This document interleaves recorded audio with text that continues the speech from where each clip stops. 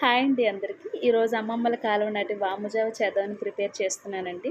ముందుగా 2 స్పూన్లు ఆయిల్ వేసుకొని, వెల్లుల్లి రెమ్మలు, ఎండుమిర్చి, వాము వేసుకొని బాగా ఫ్రై చేసుకోవాలండి.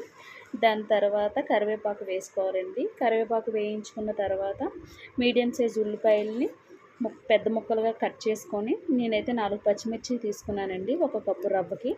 బాగా ఫ్రై చేసిన తర్వాత హాఫ్ టీ స్పూన్ పసుపు వేసుకోవాలండి. పసుపు వేసుకొని వేయించుకున్న తర్వాత పెద్ద నిమ్మకాయ సైజు చింతపండుని నానబెట్టుకొని 1 కప్పు రవ్వకి 5 కప్పుల వరకు నీళ్లు పోసుకోవాలండి. బాగా మరిగించుకున్న తర్వాత ఏదైతే ముందుగా కప్పుతో రవ్వ పెట్టుకున్నామో రవ్వను వేసుకోవాలండి. ఇది పెద్ద రవ్వతో చేస్తారండి. నా దగ్గర బియ్యంలో ఒక పెద్ద రవ్వ లేదు. లలిత రైస్ రవ్వ అని మనకు బయట సూపర్ మార్కెట్లో దొరుకుతుంది. నేను అది తెచ్చుకున్నాను. సన్నగా చాలా బాగుంటుందండి ఇది తినటానికి కూడాను. టేస్ట్ అయితే చాలా బాగా వచ్చిందండి. యాక్చువల్లీ ఇది చలికాలంలో వర్షం పడేటప్పుడు తింటే చాలా బాగుంటుందండి.